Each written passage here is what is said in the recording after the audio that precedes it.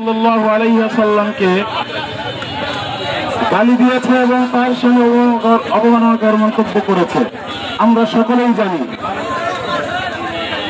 আর সেই প্রতিবাদ জানানোর জন্যই আমরা আজকে সমবেত হয়েছি।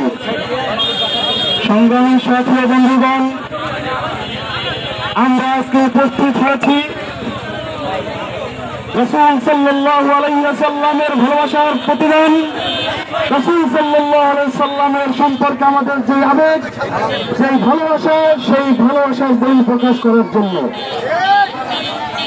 আমরা সকলেই জানি কাঁটাতারের বেড়া অথবা দেশ সীমানা প্রাচীরের কারণে হয়তো আমরা সেই ইন্ডিয়ায় গিয়ে আমরা আমাদের প্রতিবাদ জানাতে পারছি না।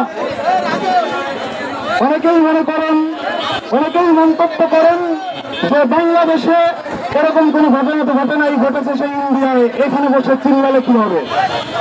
আমরা তাদেরকে স্পষ্ট ভাষায় বলে দিতে চাই, রাসূল সাল্লাল্লাহু আলাইহি ওয়াসাল্লাম বলেছেন, আল মুসলিমুনা কারাজুলিন ওয়াহিদিন ইন ইশতাকা আইনুহু ইন ইশতাকা কুল্লুহু ওয়া ইন ইশতাকা রাসুহু ইন ইশতাকা কুল্লুহু। সকলে বলেন ঠিক কিনা? ভাষায় বলে দিতে চাই, কোন সীমানা আমাদেরকে ব্যবধান করতে পারবে না। আমাদের শরীরের শেষ বিন্দু রক্ত থাকা পর্যন্ত কোন সাথীরা রাসূলকে এই পৃথিবীতে আমরা সহ্য করব না।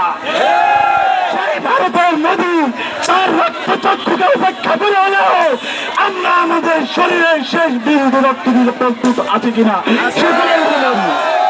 অতএব আমরা প্রস্তুত থাকতে হবে। সেই শুধু ভারতে নয়, বাংলাদেশেও তাদের দোষর রয়ে গিয়েছে। আমরা সদা জাগ্রত থেকে বাংলাদেশের সেই ইন্ডিয়ান এজেন্টরা এবং বাংলাদেশের সেই বিদ্বেষীরা যাতে করে কোনো ধরনের কোনো মন্তব্য না করতে পারে সেই ব্যাপারে সজাগ থাকতে হবে। তোমরা কত রক্ত চাও, আমরা রক্ত দিতে প্রস্তুত আছি ইনশাআল্লাহ।